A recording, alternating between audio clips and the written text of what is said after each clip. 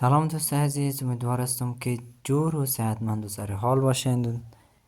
امروز آمدیم خدمت شما با یک ویدیوی جدید از پل سوخته کابل ناحیه 5 ناحیه 6.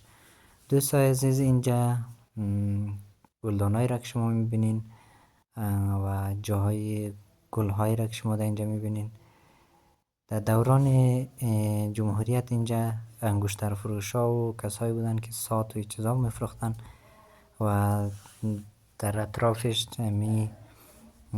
کیسه برا و معتادا جای داشتن دیگه. یک جای کاملا امن نبود برای جیب های مردم و فعلا معتادها رو از اینجا برداشته و انگشتر فروشا رو از اینجا برداشته دیگه. کسایی که سات میفروختن و کسا رو هم دیگه اینجا یک گلدان جور کرده و یک جای خوب برای تماشا.